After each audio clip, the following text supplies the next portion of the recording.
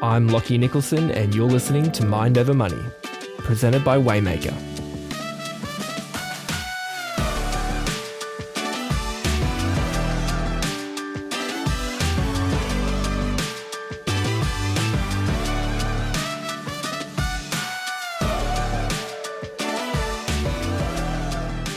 Hey, Chelsea. Hi, Lucky. Great to have you on today. Yeah, thanks for having me. Looking forward to this. Chelsea is a home cooking expert and the founder of $10 Meals Australia, a budget cooking community that helps Aussies save money on their grocery spending. Each week, Chelsea shares recipes to her 150,000 Aussies who have joined her different Facebook groups. Chelsea, grocery shopping, it's a minefield of product choices these days. And I feel like there's all this price trickery going on when we go up and down the aisles, trying to get us to spend more money. Absolutely. The whole thing of grocery shopping, at least for me, it feels exhausting. I mean, even before we stepped in the store itself, we're just overwhelmed with marketing from, TVs and the catalogs, emails, even these apps on our phones sending us deals all the time. And by the time we get to the grocery shopping, we're just exhausted. And I don't know about you, but it just makes me more susceptible to pick up those convenience products, just go for easy. And instead of actually buying what we need. So I'm loving what you're doing at $10 Meals Australia. You're giving people a plan to go into the grocery store and get laser focused. So I'm so excited to talk about this today for our listeners. Do you think in this, quote unquote, cost of living crisis that Aussies really need to be spending more on their groceries, or could we actually be spending a lot less? Look, I'm not going to lie, it's not easy, but I think it definitely can be done. I mean, I used to spend, say, $500 a week on groceries, and this was years ago when prices were even lower. I've made a lot of changes since then as my income has changed also. And I brought my grocery budget down to $150 a week. And it's stayed pretty consistent for the past 3 years as prices have continued to rise. I'm a single mum with 3 kids. So, it's not easy, but it's doable. I think the key really is having a plan, shopping a little bit differently maybe to the way that you did previously, and choosing the right products. I love that. We talk about it all the time on the podcast. Having a plan makes a difference. Yeah. What are some of your go-to tips and strategies for keeping the grocery bill down? Well, as I said before, it starts with a plan. Plan. Do not go to the grocery store without a plan for what you're cooking that week or fortnight and a grocery list. Because as you were saying earlier, it's so easy to be susceptible to all of these promotions and sales and deals. And what's the saying? It's like shop the sale, but it doesn't work with the grocery store. If you shop the sale, you walk out spending double. Yeah. And interestingly, that's how I used to shop when I was spending a lot more. So I think there are definitely circumstances where shopping the sale can work. And I'm a huge advocate for shopping half price when it comes to particularly your cleaning products and personal care products. But I think when it comes to food, it's definitely doable to keep your budget low whilst just shopping those regular prices and then looking for seasonal specials when it comes to your produce. So I've looked at your Facebook group, and some of these recipes that you put together some of them are only $10 to feed a family. They're incredible. And what I love about it is most of the times the products are not on sale. They're just everyday regular basics. But again, you've got a plan.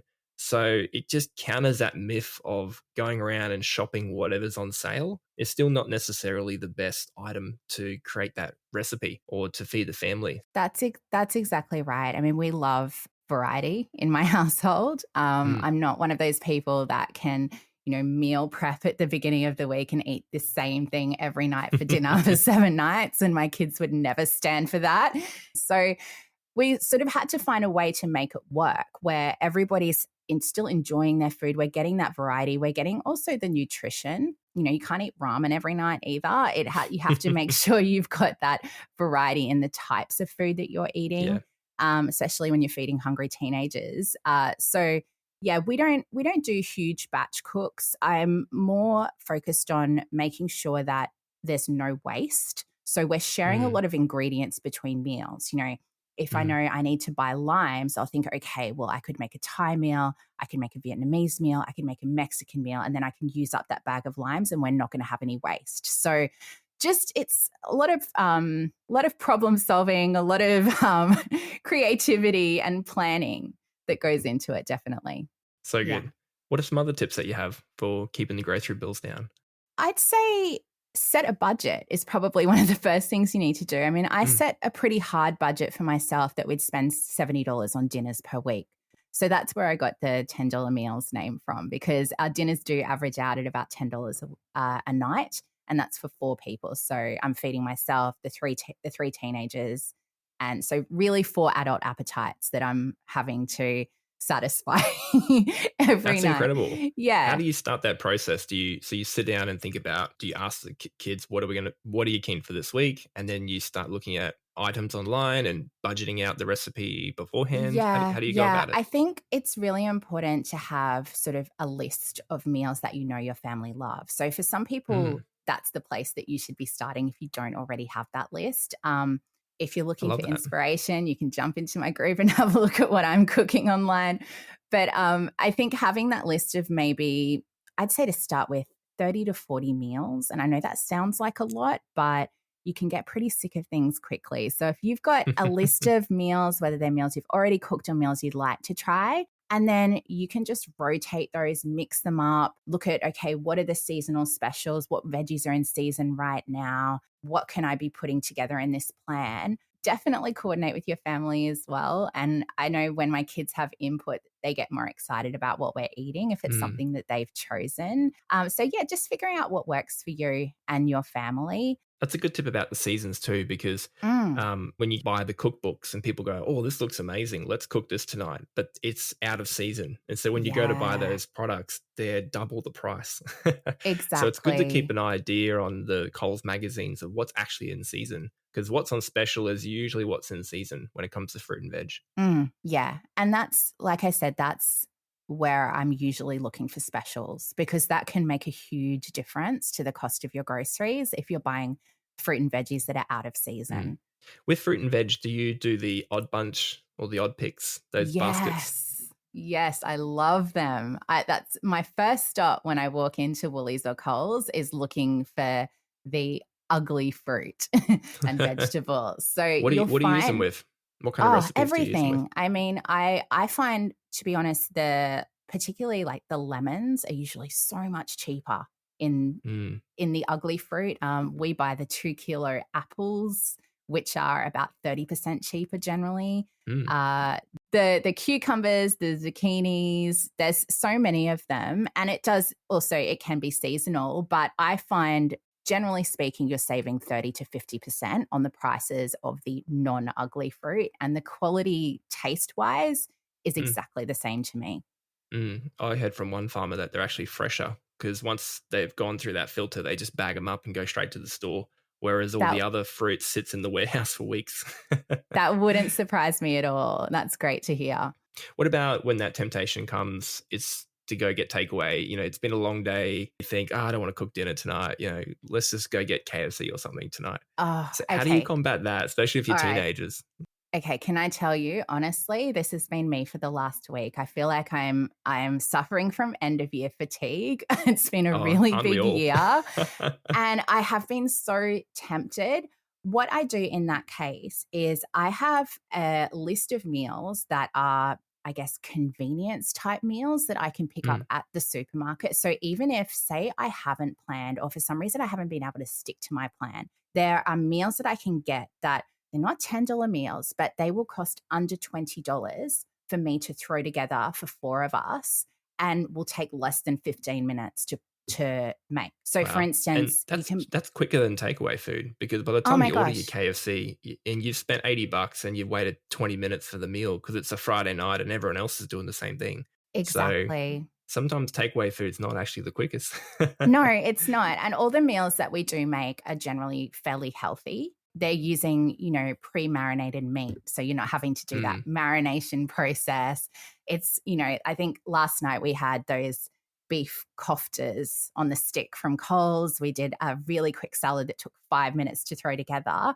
and some couscous, which is essentially just you're Mm. pouring boiling water over it and leaving it. So everything was ready in 15 minutes. And we had a really nutritious meal on the table. And I think the cost was around $15 or just over that. So there are plenty of great options. And if you've got a list of them that you can go to instead of succumbing to Uber Eats, it's always going to be more friendly on your wallet. I love that. And just Yeah. healthier food. And again, you can cook it really quick, put Mm. on some music, break out some card games, and you got a great night in with the family. It's Exactly. awesome. And none of that guilt that you get sometimes from Yes. When you finish the takeaway meal and everyone's tired and you look at each other and you go, oh my gosh, did we just spend $100 on nothing? exactly just to feel like a little bit sick at the end of Yeah. it. Switching to breakfast, Mm. it's another area where it can just gobble up our money because Oh, more and more yes. people are jumping in the car and grabbing takeaway wraps, Mm. on the go with their coffee on the way to work, or maybe if they're commuting into the city or something like that. It's so easy just to spend even $15-$20 a day just on like a brekkie wrap and coffee, or if you sit down at a cafe and order eggs Benny, then that's going to be like $30. So our money can quickly go to breakfast as well. What are some tips around brekkie? For me, I just find brekkie as something nutritious. It's bland. It's quick. It's let's go. The only interesting thing is the coffee, probably. How do you approach? I'm with How do you you on the approach breakfast? coffee. I'm with you on the coffee. We do keep weekday breakfast pretty simple. So my kids are old enough now that they can make their own breakfast, which is fantastic. So, it's cereal, it's toast. If I'm feeling particularly energetic, I might fry up some eggs for them to have on the toast Mm, just for some extra protein. But we're not doing anything crazy for breakfast, and we're certainly not spending much money during the week. So weekend breakfasts are a different story. Though, if we're all at home, I generally will cook a hot breakfast. So whether that's something sweet or something savory, we'll do like a cafe style breakfast, maybe some like bagels with uh, eggs and bacon, and we'll do some spinach, or we'll do corn fritters with chorizo and poached mm, eggs, or something that's a little bit fancy. But even with all of that, I'm finding it usually costs me $2.50 or less per serve, mm. which so much better than going to a cafe. And we can easily spend $100 on breakfast if the four of us will go to a cafe and get food and Mm. drinks. Yeah. Do you grow any veggies or herbs or anything like that at your home in pots? I do. And I think that's one of the areas that I really save a lot of money, because I love Mm, using fresh herbs in my cooking, and having them there accessible at home and growing, whether I grow them from seed or from a little seedling punnet. You're spending $3 to $4 per sleeve of herbs if you're buying them in the grocery store or at a fruit shop. mm, It's going to cost you a tiny portion of that to grow it, and you've got a mm. much larger harvest to then take from. And I think regardless of whether you're in an apartment or a house, or whether you can have a veggie patch, there's so many different ways to grow. Yeah, even just a small pot by the kitchen window with a bit of sunlight. Can grow some Exactly. Thai, some basil. We've got Yeah. chives continually growing. I can't get rid of them. They just Oh, keep that's popping up. fantastic. I actually Mint, grow basil coriander. in water as well on my Ah, windowsill. cool. So you don't even need soil. There are so many different ways. We've got little hydroponic setups in the house. So they're That's great for cool. people.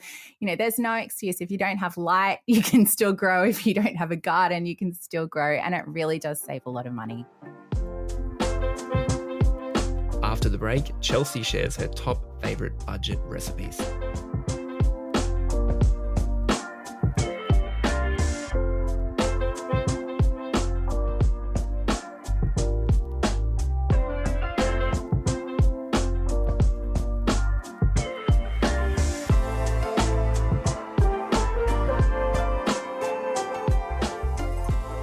Chels, what are some of your go-to or favorite budget recipes for the family?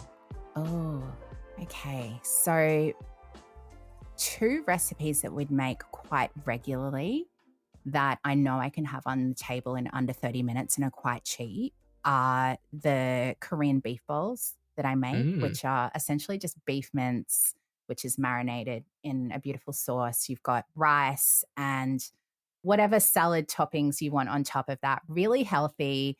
takes, about 25 minutes to throw together. And it's one of my kids' favorite meals. And we'll even put a little fried egg on top for some extra protein. It also looks really pretty, which for me, the way So food cool. looks is really important. I love color Yeah. in my Yeah. food. We also do a really quick and easy chorizo and spinach pasta, which you can usually get most of the ingredients for around that $10 mark at the supermarket. It's one of those ones you can run in, grab everything, run out, throw it together. And again, it's ready in under half an hour. Grab a bit of feta from the deli, sprinkle it on top, and you've got a really delicious meal for 4 people. I love that about the feta because sometimes you talk about food waste before. Sometimes we can go out and we just need a little bit of an ingredient. So we go out and buy a whole packet of feta and then we use a quarter of it. Then it sits in the fridge for 2 weeks and then we throw it out. But if you Yeah. go to the deli, you can actually ask them to cut up a little slice of what you need and only Yeah. pay for the bit that you need. And the same thing with the herbs as well. So I love Yeah. that. I've Yeah, seen that that's right. recipe on your Facebook group. It looks delicious. There's also a lot of Thai curries on the Facebook page. So tell us about that. I love Thai curries, and just for how versatile they are as well, because it's a great way to use up extra veg. You've always got those veggies that are Mm, sitting in the back of the crisper, that half a zucchini that if you leave it, it's going to turn to mush and you're going to have a huge mess to clean out. Or, that couple of carrots or that half a capsicum. So Thai curries are fantastic. I buy the little Maisry tins from either Woolies or you can get them through Amazon Prime. They're only just over $2. I think about $2.10. You can get the red curry, the green curry, the massaman. They have so much flavor in them. And some of them will even, especially the hot ones, the green one in particular, you can get 8 to 10 serves out of that. And don't forget, you can freeze leftover curry paste. So that's a great way. If that's you've got cool. some left over, if your family only likes a really mild curry, just freeze the rest in ice cubes or a little bag. But yeah, what you can use any protein, any vegetables, serve it up with rice. And most of them are ready in under 40 minutes, depending on, the type of protein you're Mm, using. So just a really easy, delicious meal. that's so good. Yeah. Where can people find these meals with your community online? Yeah, well, they're on Facebook. So I have 2 groups on Facebook. I have $10 Meals Australia, which is the group I started first just to share my recipes. So that's more of a food blog. So if you're looking for recipe inspo particular from me, that's where you should go. But then I created a community because I realized that people were really wanting to share their own recipes and they were Mm, wanting to ask questions. And so I created the $10 Meals budget cooking community, which has grown in such a short time to over 115,000 people, which is just shows you how much of, I guess, a hot issue this is for Australians yeah, at the definitely. moment, figuring out how to cook on a budget. And it's a really encouraging, positive community where people share their own recipes with pictures. They'll share things they've bought, ask for help. I get a lot of enjoyment out of being part of that and having created that. I love that. Well, we'll put links in the show notes. So make sure you click on that to go join Chelsea's group and be part of that. That's really cool. Chelsea, I'm hungry just talking to you after this episode. So am I. I'm ready to start cooking. Hey, I heard you've got a book deal with a major publisher that's coming out in 2024. Can you tell us a little bit about that? I can tell you a little bit about that. This is probably the most exciting thing that's happened for me this year. And out of sharing my recipes, it's always been a dream to write a cookbook. I didn't expect that the opportunity would happen this quickly. So it was just, incredible for me and for my family. It's a wonderful opportunity. But I've actually finished writing the book now, which is a huge relief and also, I guess, a source of pride as well that this has been put together in quite a short amount of time. But yeah, over the book will have over 75 recipes. It's just similar to the format of what I'm sharing online with really great budget meals and meal plans. And it will be in stores in the first half of next year.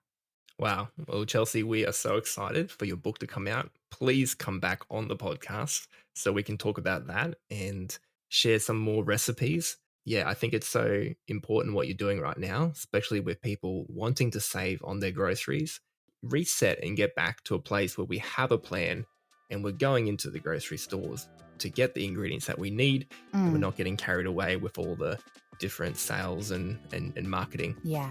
Thanks so much for coming on today. Thanks a lot for having me, Lockie.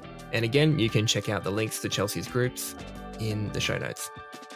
Well, thanks as always for listening to Mind Over Money, presented by Waymaker. You can head to waymakerfinance.com.au to connect with one of our advocates or mortgage brokers online. We'll see you again next week. Thanks, Chelsea. Thanks, Lockie.